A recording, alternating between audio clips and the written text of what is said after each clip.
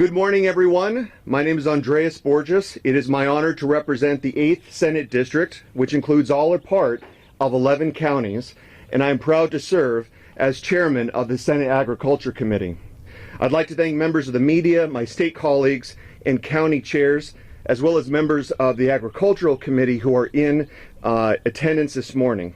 I'd also like to give special recognition to Sean Stevenson for hosting this event on his farm. Folks, we are here today to demonstrate our regional resolve on one of the most important matters affecting the counties of Fresno, Kings, Madara, Tulare, including others, as they make this historic and coordinated announcement of a declaration of emergency. To impress upon the governor the urgency of our circumstances, we have worked on a bipartisan basis at the local, state, and even federal level to try to activate the gears of the Newsom administration to act in ways that would protect our workers, industries, economy, and way of life by making essential water supplies available. The pandemic demonstrated how Central Valley agriculture is not only a pivotal part of our economy, but our national security as well. During the pandemic, farmers and farm workers stepped up to keep the nation's food supply strong in a time of national crisis. But this drought is now putting in peril the very existence of our agricultural production.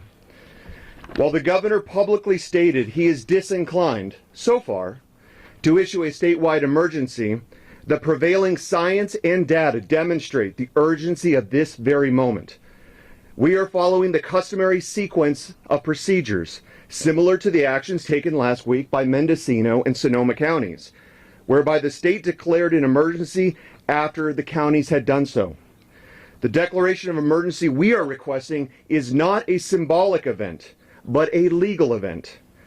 It would legally allow for the relaxation of certain regulatory, administrative, and environmental restraints to facilitate water transfers and other remedies normally unavailable without such declaration.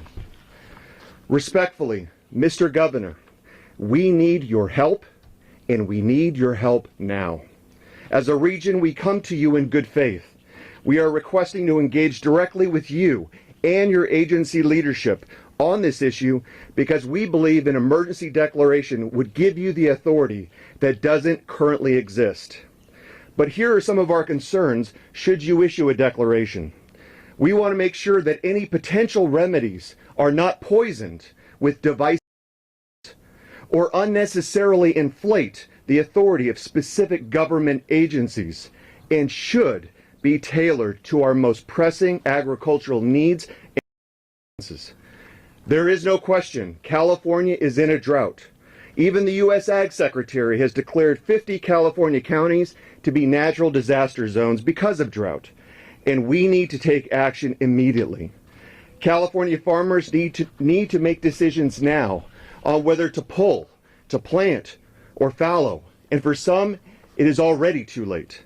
We can't wait until the zenith of devastation to take action, and that is why this county coalition has come together to declare a state of emergency. I am afraid that California is doomed to repeat its failures if we do not learn from our past and act now. I would now like to introduce our next speaker, all the way from Kern County, Larry Starr, and then immediately afterwards, I'm going to advance my introductions of the chairpersons from the counties with us today: Fresno County Chairman Steve Brandow, Madara County Chairman Rob Poitras, Tulare County Chairwoman Amy Shucklian, and Kings County Chairman Craig Peterson, who will all give brief remarks about their respective declarations of emergency. Larry?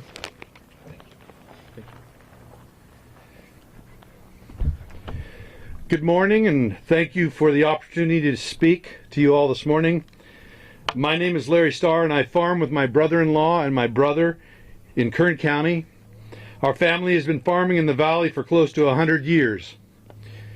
Over those years, we have managed to survive many circumstances, many difficult circumstances, financial hardships, weather events, political challenges, and water shortages. I can tell you, however, that water has become the most difficult challenge for our farm. It is our primary focus, our biggest cost, and is the key to our future. Leonardo da Vinci said that water is the driving force in nature. And I can say that water is the driving force and lifeblood of our farm's future. Over the last 10 years, we have idled thousands of acres due to lack of water being delivered to our farm. This year, this very year, right now, we are trying to sell thousands more to be able to survive. But I don't see how we will survive if nothing changes. If nothing changes here or in state water policy soon. Hundreds of jobs gone, and families left wondering what happened. Land dried up to dust and left for the tumbleweeds. Water should not be a political weapon to punish or reward with. Water should not be a hostage to gain or grant power. Water is our lifeblood and should be running abundantly through the arteries of this state. Water should always be managed like the precious life-giving resource that it is. We need water. Our cities, communities, and farms need water. What can you farm without water? Nothing. What can you grow without water? Nothing.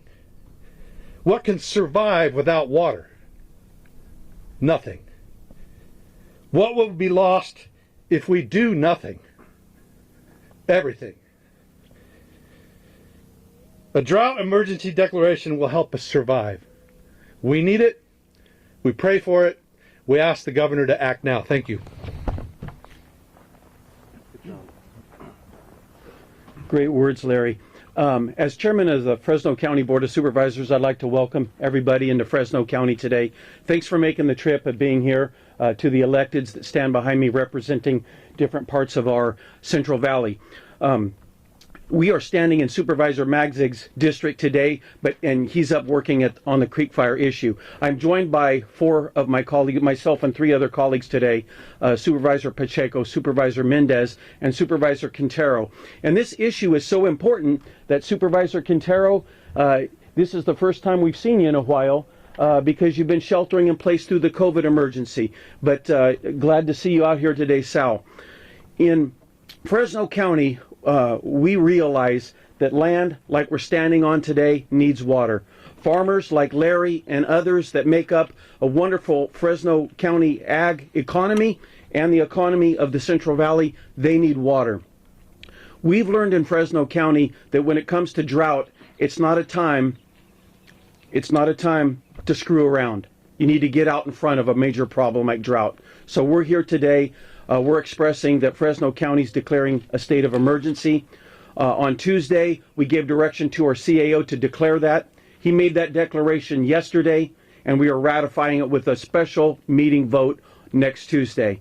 So we believe it's so important that we want to get out in front of this problem called drought and declare this emergency and bring some relief and ask our state partners and our federal partners to recognize that we're entering into a crisis in the Central Valley. I want to introduce Madara County Chairman Rob Poitras. Rob. Okay, thank you very much, Steve, and it's my pleasure to be here today. I'm here for 2 reasons. Number one, to announce that Madara County has declared a drought emergency in our county. We've seen our water deliveries curtailed. We're not drought deniers. We can see it with our own eyes. Second of all, I'm going to encourage the governor to declare a statewide drought emergency. Here in our Central Valley, the 8-county region stretching from Kern County to San Joaquin County, we have 4.5 million people, and we have 7 of the 10 most economically disadvantaged counties in that particular region. We've been hit hard by COVID, and this is something that is going to continue that trend if we don't get some relief.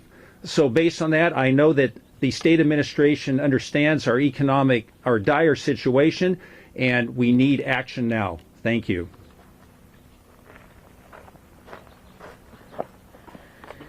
Good morning. I'm Amy Shuckley, and Chair of the Tulare County Board of Supervisors. and the eye candy today for the board chairs. On Tuesday, this past Tuesday, the board unanimously voted to declare a drought emergency in Tulare County. This current water year is the third driest in record, and if we continue on the pace that we are, as we see today, I don't expect any torrential rains in the near future. This will be the driest rain season. If you couple that with the Central Valley Project and State Water Project, below average reservoir and snowpack levels, local drought conditions are likely to worsen and become an emergency that endangers not only public health and safety, but also our ag-driven economy, not only in Tulare County, but all of the Central Valley. Currently, 94.5% of Tulare County is experiencing extreme drought conditions. Our household tank program partner, Self-Help Enterprises, just in the last month has reported a 66% increase in the number of water tanks deployed in the past month. You may remember our last drought, 2014 through 16. We made national news with our East Porterville situation and the drought emergency there. So this is going to call for additional response from nonprofits, social service partners, and whatnot. And in order, if we had a state drought emergency declared, that would make that task much easier. Thank you.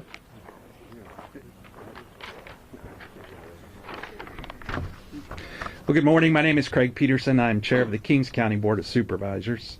And on this past Tuesday, our board did enact emergency drought declaration in our county. You know, for many, the question is, why now? Are we really in a drought? The unfortunate answer is we are, and we will remain in a permanent drought in all but the wettest years until Californians support and fund a change to the antiquated, outdated conveyance and water storage system in California. A system designed to support 15 to 17 million, now 40 million, is literally hemorrhaging at the seams. So why are we here today? We're here to ask Governor Newsom to act on a Central Valley drought emergency declaration, as my county has done.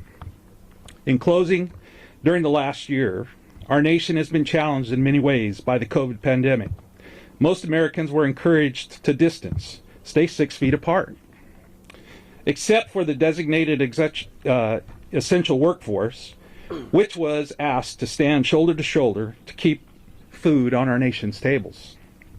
Many of our communities in the Central Valley provided that food proudly.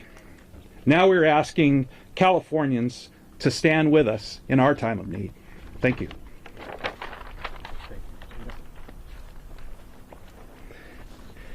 Thank you, supervisors. We are honored that we were able to have 4 of the chairs of the 4 counties that have declared emergency. Next week, we're expecting perhaps as many as 2 additional counties within the valley to follow suit. We'll have to wait and see how that plays out. But I want to thank all of the supervisors for being here, not just the chairs, but also other supervisors behind us. Up next, I'd like to introduce my friend, Senator Ana Caballero, and following her will be Senator Melissa Hurtado.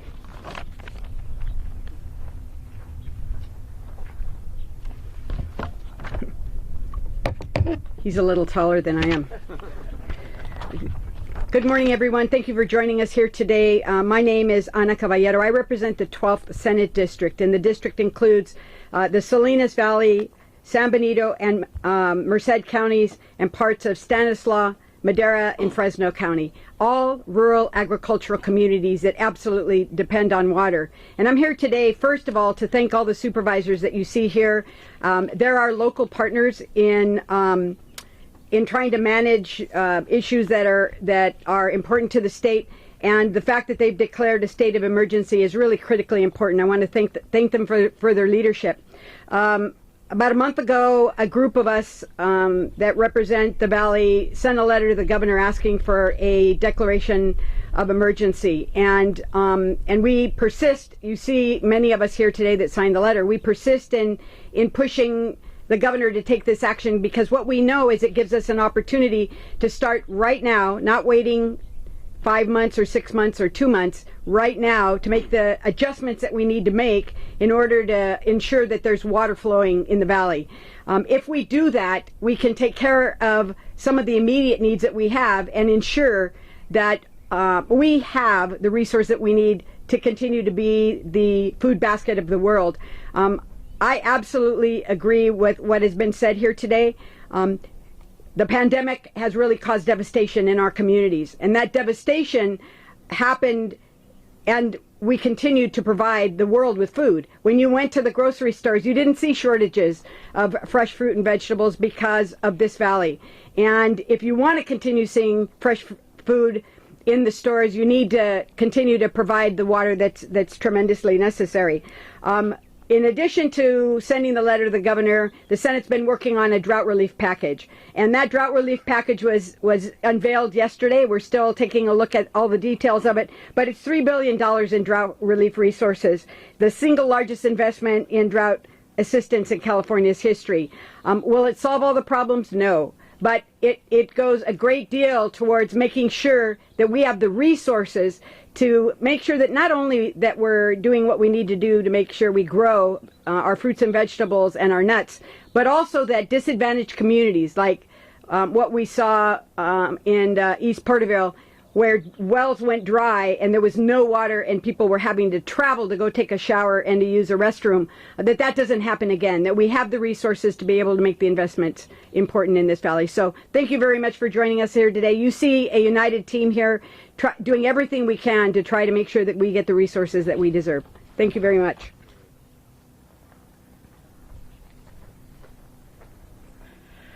Good morning, everyone. Melissa Hurtado, State Senator. I represent Senate District 14, which stretches from the city of Fresno all the way down to the city of Arvin in Kern County. You know, we are all here today over a serious matter, and that is the drought. The drought, along with the COVID-19 pandemic, has not just put California or the Central Valley on the verge of a global food crisis. Our actions will determine whether we actually enter a food crisis, and we got to do everything that we can to avoid that. We cannot repeat the mistakes that we made in 1974 when we had the drought, when we entered a global food crisis. And unfortunately, we're making those same mistakes. And so this action here today is really to inform everyone across the state and across the nation that the Central Valley feeds the world. This is not just about the Central Valley. This is about mankind and surviving. And not taking action on this drought will lead to potentially deadly consequences.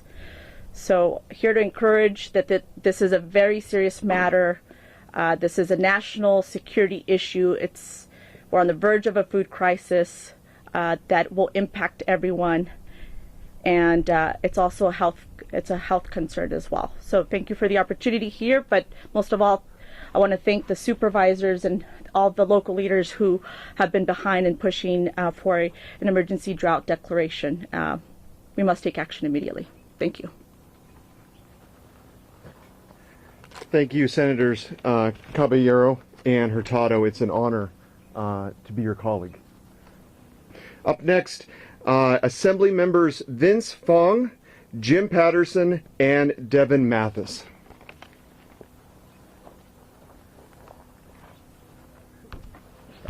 Good morning. I'm Assemblymember Vince Fong from Kern County. I stand in solidarity with the leaders behind me throughout the Central Valley to say that we're united. The Central Valley is essential, and water is precious and essential as well.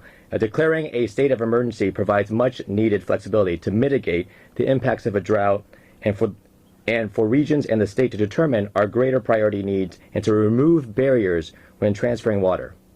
Our water system was designed to help our state weather 4 to 5 years of drought.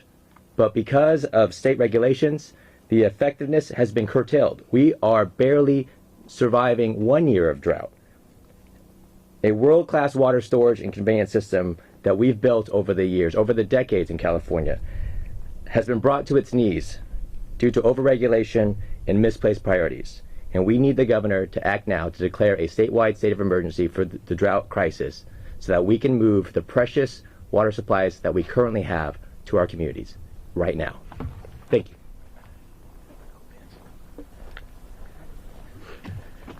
We are in an emergency whether the governor wants to recognize it or not. Our counties have recognized it and they have declared an emergency. We are standing together here to say that the governor needs to listen, but he also needs to hear us and understand what is at stake. Along with the counties, the members of the legislature stand ready to communicate with the governor, to meet with him, to explain why we need the emergency declaration. We need to ask him to be reminded of the sentiments that he expresses when he comes here. Oftentimes he says, I care about this valley. Caring about the valley means he's got to listen, he has to understand, and issue the declaration. Because without it, we will be moving from an emergency to an absolute catastrophic crisis. That's what is at stake here. So we're asking him, please, to pay attention to the leadership of the county. We will participate at the legislative level to help facilitate and process his decision-making, but there is no other choice in this kind of an emergency. It requires a declaration so that we can move, transport water from where it is to where it needs to be in an efficient and effective way, and do it quickly. That's how important this is.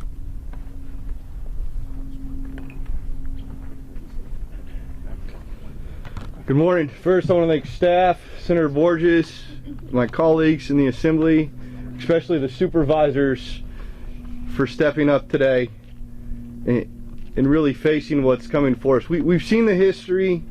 We know what a drought does to our communities. We know what it does to food supplies. A lot of us have seen it. We've grown up with them. We are still recovering from the last drought.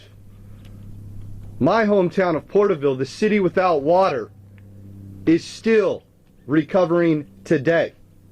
We have places in the San Joaquin Valley where we have third world conditions due to water currently.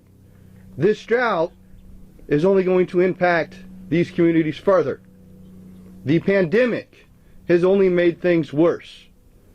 This state of emergency that the governor needs to call now is going to help us expedite, move things, and get help to the...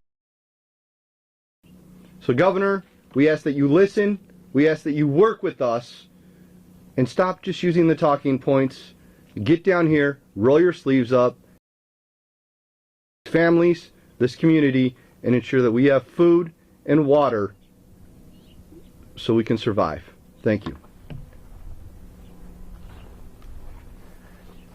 Thank you, Assembly members.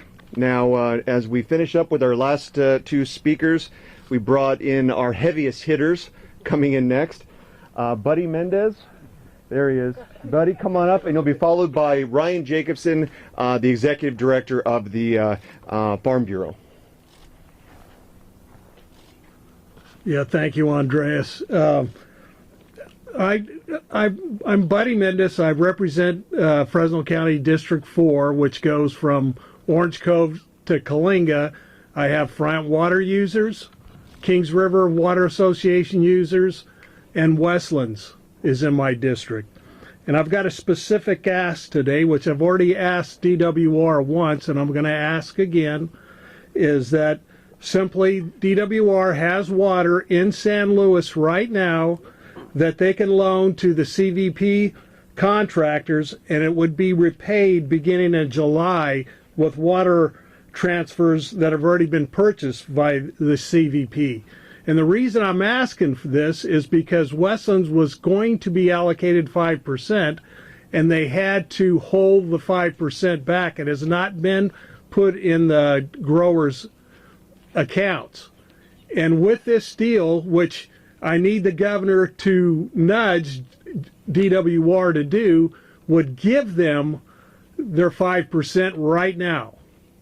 So what I'm asking is something that's very simple. I love this drought declaration. We need it. The governor can already do this right now. In fact, DWR said they could do it. They still have not done it. Thank you. All right, buddy. Good job, man. Well, good morning. My name is Ryan Jacobson with the Fresno County Farm Bureau. And first and foremost, thank you. This is an amazing display of cooperation that we have going on here. I really appreciate all these folks coming together. This is something that I think we know impacts this community very disproportionately than the rest of the state. I think you've all heard the saying, food grows where water flows. Water is the fuel of our local agricultural economy, the economic engine that drives this region. Through droughts and floods and everything in between, the precipitation that falls in this state and how bureaucrats determine where it flows decides the fate of our region. The lack of a reliable water supply has cost this region billions of dollars over the last decade in lost agricultural production, economic activity, and jobs. Every single day, millions upon millions of Americans take a bite out of our backyard. There are those that want to demonize farmers and ranchers for using the water to grow the cornucopia of food that we produce. It is time we stand up and say that's enough. It's time that it takes water, no matter where you are in the world, to grow crops, to grow food. Every single person on this planet eats 800 gallons worth of water a day. It was former President Dwight D. Eisenhower who said, "Farming looks mighty easy when your plow is a pencil and you're 1,000 miles from the cornfield." While Sacramento is only 150 miles away from our 300 different crops, there is still a huge disconnect. We're here today just to simply ask the governor, come walk our furrows. Come see us down here. Let's have a conversation because there are solutions that will make a difference in this region. Thank you. Folks, that's going to draw our formal presentations to a close. I want to extend my special appreciation once again to the folks that were part of this. Mr. Stevenson, whose ranch this is. We had folks come from over 2 hours away. I think Vince, came from Kern. Ana Caballero came from Salinas. And you can tell that by the composition, we've got 3 senators. We've got present 3 assembly members. Senator Shannon Grove extends her best. She wished to be here, but had a commitment. Assemblymember Villa Padua and Salas and Bigelow also extended their best. They wanted to be here, but had scheduling conflicts. But we have 3 senators, 3 assembly members, 4 chairs of boards of supervisors, and 3 other supervisors from Fresno County, Brian Pacheco, Buddy Mendez, and Sal Quintero. This is a bipartisan coalition. So bipartisan that it's almost nonpartisan in its orientation.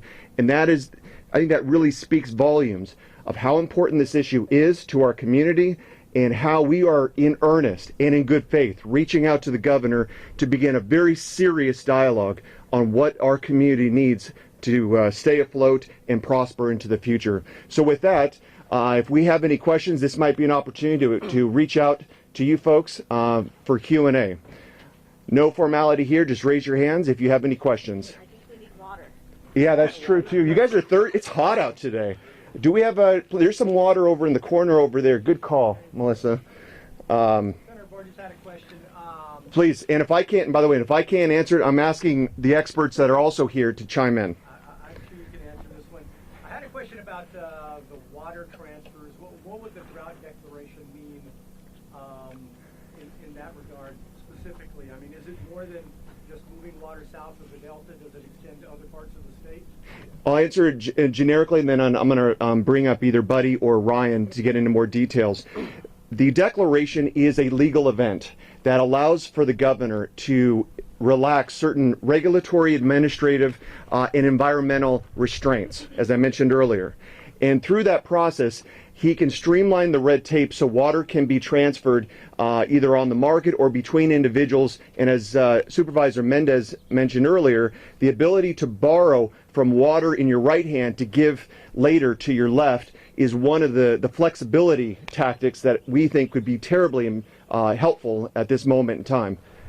Buddy? That was pretty good. All right. Ryan? I think the only thing to add is it's a timing issue. Yeah. The biggest issue is right now that the sooner we get this made, the sooner we can expedite that. I mean, we're talking, we have issues right now. It's only April, obviously May tomorrow.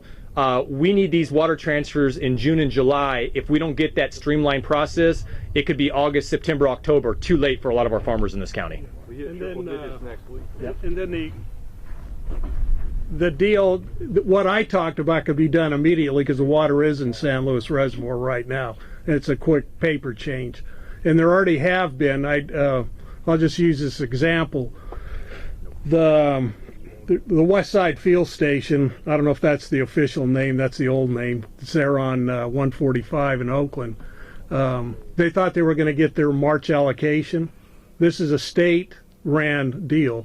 They started irrigating. They used 16 feet of water on some experimental crops because their well's been down. And they were told, hey, you got to pay that back immediately. You don't have that water in your account. So they had to go buy some water from a neighbor for $2,000 an acre foot. So this is hurting the state too. So this is something that could have been fixed immediately. Please, Larry. And just one other, just to back on some of this, is that in Kern County we have water banks that we put water into the ground to pull out in as a safety net. What this declaration would do would be allow for, because of regulations and permitting process, we are not allowed to put pumps on the aqueduct to allow us to pump that banked water upstream to come downstream. And that could happen right now, which we need to have happen. Otherwise, that water that's in the ground is captured and we can't get it out. So it's something that, you know, for us is a real thing, and so it would be very helpful. Thanks, Larry. Any other questions? What are some of the immediate impacts that farmers are already seeing when we're just in April? Ryan or Larry? Either way, I can immediate ramp. Well, so we've stopped irrigating almond trees that are in production.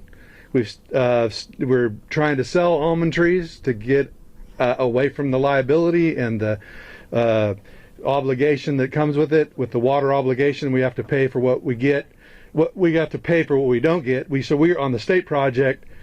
If you get 5% entitlement, you're still paying for 100% and some more, and then you have to go out and find other water that's expensive. So you can see it get up to $3,500 an acre foot. So for us, we're trying to get out of these obligations, stopping irrigation on viable crops right now, trying to sell and get out from under it. That's real. And with that, we're having to let people off. We're having to let people go, and so those people's livelihoods are in jeopardy. So thank you. I don't mean to speak for the farmers' property, but I will speak for Sean in the sense that these trees you see behind you, there's no accident. That's because of the unreliability of the system that we have currently right now. Sean is Bryant Contractors Division there, and that reliability of that system has dramatically fluctuated over the course of the last decade compared to the previous 4 to 5 decades. So that's the reason why we see these trees. The reason we selected this choice today for this location is because you are seeing real effects like these behind us here. I know in this county today that there are farmers that have bulldozed trees because of a lack of water, productive trees that have bulldozed those trees this year. I know there are farmers that are doing things that we never would have thought possible, that are trying to shake their current year's crop on the ground just to try to save those trees to another year. Obviously we're seeing the fallowing of our annual crops, the tomatoes, the processing tomatoes. I mean, I don't know if most of you know, there's a ketchup shortage this year. Most of the ketchup grown not just in the nation, but within the world being grown on the west side here within Fresno County. And yet we're not going to have as many tomatoes in the ground this year because of what's going on with this situation. So there are tons and tons of ramifications. I really do get concerned. I fret over the fact that we do see harm to our communities of Huron, Fireball, Mendota, Orange Cove. Those folks are the true faces, the ones that are going to suffer when we get towards the fall time this year, because there will be a lack of jobs because of we're going to see the direct results on the farm there. Any other final questions? Yes, sir. Can someone explain what the local drought says for the locally? Yeah, I think you can do a good job. So, the local drought allows for a sequence of procedures. So last week, Mendocino and Sonoma counties, the governor had declared an emergency in those two counties, and prior to that, Mendocino had issued its own declaration of emergency. So if we look at the customary sequence of procedures, it's very common for a local entity to declare an emergency. We've seen that with wildfires and other important events, for it to essentially be risen through the flagpole. Yes? For any of the state lawmakers here, have you had any one-on-one communication with Governor Newsom about this issue, and what has he said to you if you've had any conversations?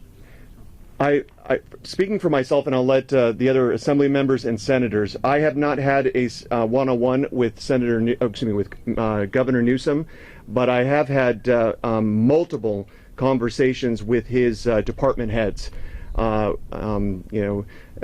Ag Secretary Ross and 4 or 5 others, and we've discussed this issue. And I think the message that we got, which is kind of the reason why we're here today, is that the governor is disinclined so far to issue a statewide emergency, but we're leaving many options open. He has talked about regional emergencies. That's something to consider. But most importantly, we want to impress upon him in person and with his agency leadership what our situation is and what options exist, because we've heard comments that he believes that there are some administrative remedies that he could undertake that could mitigate the situation we're in right now. We're all ears.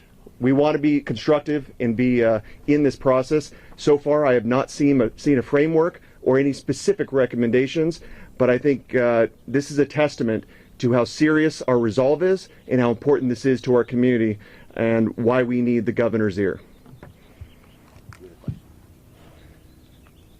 Do we have one more? Yes. December, the Temperance Flat Reservoir Authority is responsible for building a new dam here in this region, returned $171 million.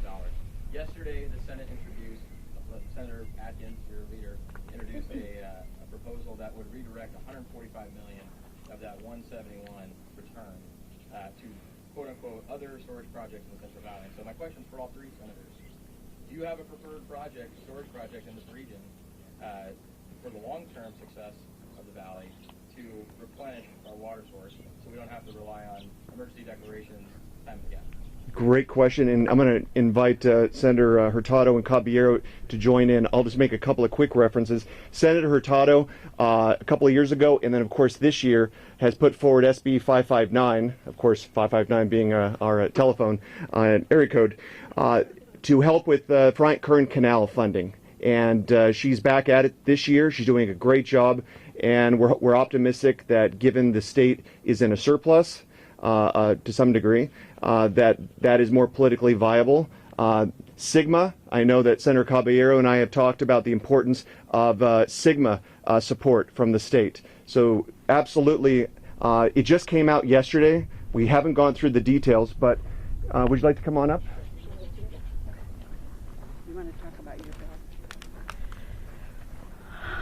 So just to touch on it, I think a little bit, here in the Valley, we all know a lot about SB 559. We came back a bit stronger and added additional projects to it. For me, in terms of going back to your question of the 171, I think our top priority is making sure that 171 comes back to the Valley. That in itself is going to be an issue, right? And we got to make sure that we're working together side by side, making sure that that money comes back here to the areas that the Temperance Flat Dam would have served. So I think that's a priority number 1. We could figure out the rest later on, but I think that's kind of what's at the top of my mind is 171 back to the Valley. Let me just say that I've long time been a supporter of storage. I don't care how you do it, we just need storage. And I've been really critical of, I'll get real personal in the political world, of the LA delegation, because they don't want any above ground storage, period. and yet they've built it all, and so they don't have to conserve water. And during the last drought, they were ready to take action that that would guarantee that they did not do any conservation when the rest of us were struggling so mightily. So in regards to the plan, there's no question that we have infrastructure needs, and they're cross valley connections. We also have the opportunity to take water during the high, I think they're called atmospheric events, right? And to be able to store it on land, and then to pump it underground to help our groundwater recharge. And so we're looking at all options to try to make sure that we have the infrastructure in place to be able to do these water transfers, and to be able to do it in a way that really provides an opportunity for flexibility. When we need the water, we have it, and we can trade and bank, and so figuring out how to get it underground is going to be really important, because I think if we can store it, and we can resolve some of our Sigma issues as well. So we're looking. We've got a commitment from the pro tem that she's committed to the valley, and that a lot of the $3 billion that's in the package will provide a whole bunch of solutions to current issues, which are wastewater treatment facilities, connections, so it's infrastructure, and we want to make sure it stays here. And I just have to say, that's really unusual. Usually anytime a project goes south, the money's put back in the fund, and it's distributed to other communities. And we've been very, very strong about saying that was intended for the valley, and it was intended for storage, and we need to make sure that we have the resources here. And just to finish up, the announcement yesterday from the pro tem on the resiliency package, those are projects, and I've consulted with folks who are experts in the field. Those are intermediate and long-term investments. It does not bear on water availability now, and that is why our coalition is still moving forward as strong as ever to try to get the governor's attention on the immediacy and in the acuity of our needs right now. Any final questions? Can I just highlight 2 points? Please. Anybody else who wishes to chime in on that point? I just want to highlight 2 things that I think I don't want to get lost, which is our agriculture industry in the Central Valley. They're paying 100% for the water they're not getting, and it was mentioned before, but I want to highlight that point. And even in this year's dry year, we are still moving millions of acre feet out to the ocean. So we have precious water supplies now, as mentioned before, in the short run, that we can move to our communities, and then we obviously need a long-term solution, which Senator Caballero mentioned. Just real quick to the funding being moved around. Bottom line, when it comes to storage, when it comes to conveyance, when it comes to banking, if you cannot move the water, it doesn't matter how much you can store or how much you can bank. If the canals aren't working, which is the problem we have that Senator Hurtado's bill tries to address, without matter. So that funding needs to go there so this conveyance system, our canal system, is effective. All right, I think that unless anyone has a pressing question, I'm going to draw this to a close. Once again, I want to thank everyone for being here today. We're going to make ourselves available on an individual basis should you wish to pose follow-up questions. But I wanted just to thank everybody here. Thank you for taking time out of your schedule. This is a coalition. All right, thank you, folks.